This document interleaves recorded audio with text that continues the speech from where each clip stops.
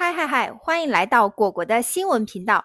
日本竟要割让城市给非洲，你敢信吗？日本政府突然宣布要把自己的城市送给坦桑尼亚，非洲媒体疯狂头条，日本民众彻底炸锅啦！电话打爆市政厅，这种种族言论席卷全网，这个国家到底怎么了？一边是首相狂砸50亿美元拉拢非洲，一边是民众怒吼不准移民进来，薪资停滞，通胀高压的社会裂痕竟被一个荒谬的谣言彻底点燃。外交野心撞上排外焦虑，一场闹剧背后藏着日本最不敢面对的矛盾。想知道这场国际玩笑如何演变成政治灾难？点击请看真相，请看印度甲亢姐前方发来的报道。For our next story tonight, let's shift our attention to Japan. Their government has been in damage control mode for days now. And finally, they have made a strange proclamation. They want everyone to know that no, they will not be giving away a Japanese city to Tanzania. Yes, the country in East Africa. Now, to understand what's going on here, let's look at the bigger picture. The continent of Africa, it is vast, it is home to a young, fast-growing population, and it has huge mineral wealth, vast deposits of natural resources from gold and diamonds to cobalt and uranium. So competition has been growing. Countries are fighting for influence in Africa, from former colonial powers like France, Belgium and the UK to the US, China and Russia. They've all been in this race, and now another player has entered this crowded space.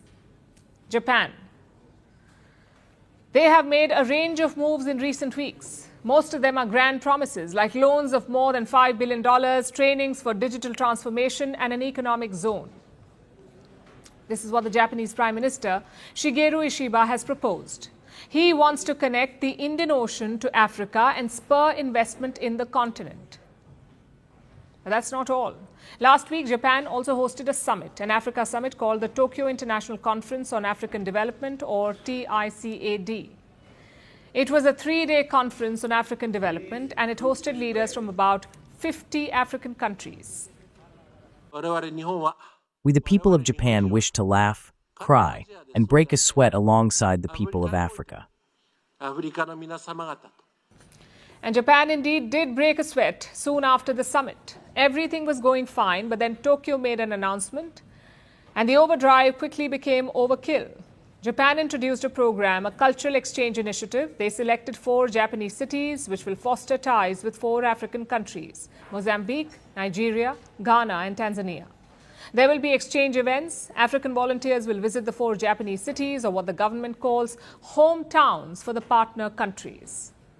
Now, they meant symbolic hometowns, but people did not really catch that nuance. Soon, misinformation spread. Local African media was over the moon. They published reports saying a Japanese city will now be part of Tanzania. The Nigerian government also added fuel to the fire. They said that Japan will create a special visa for young Nigerians. And the backlash was swift. You see, Japan has traditionally been strict on immigration. Plus, ethnically and even culturally, the society is largely homogeneous. So these statements led to furor, especially on social media. Most comments were blatantly racist. People worried about a flood of immigrants, about the possible lack of safety or the burden on their resources.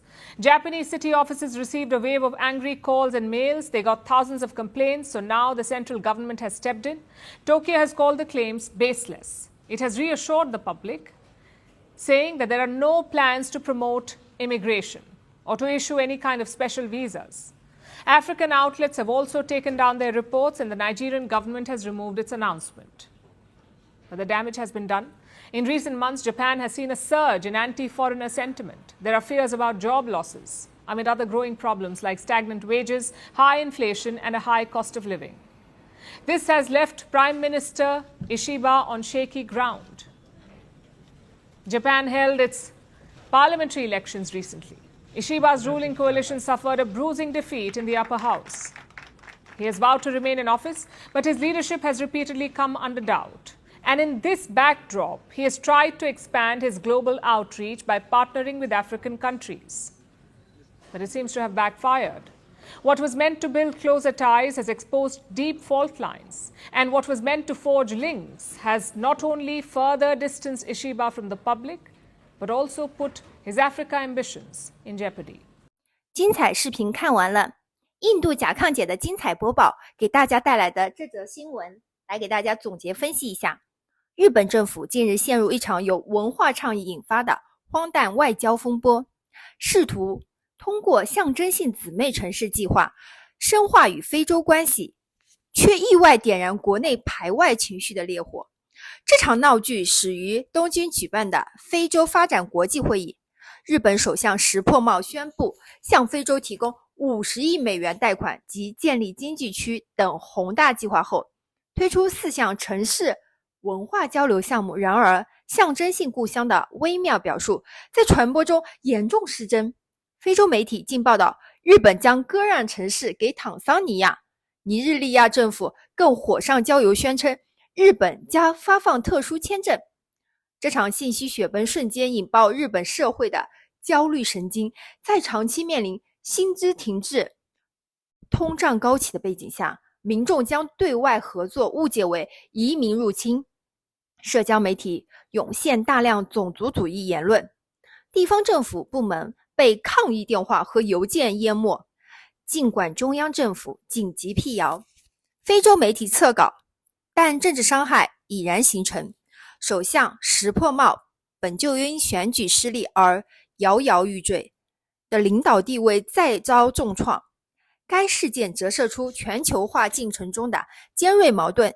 一方面，日本试图通过非洲战略争夺资源，以影响力与中国、欧美等竞争对手展开博弈；另一方面，国内民众对全球化带来的文化融合充满抗拒，政府国际野心与民众接受度出现严重的断裂。这场闹剧不仅暴露日本社会在移民问题上的深层裂痕，更揭示后殖民时代国际关系中的认知鸿沟。当象征性外交举措遭遇信息失真传播，理性对话如何被情绪化反应碾压，最终使国家陷入内外交困的窘境。日本政府的非洲雄心终究败给了国内民众的认同焦虑。谢谢大家观看，喜欢请点赞、评论、加订阅，比心，以后我们天天见哦，拜拜。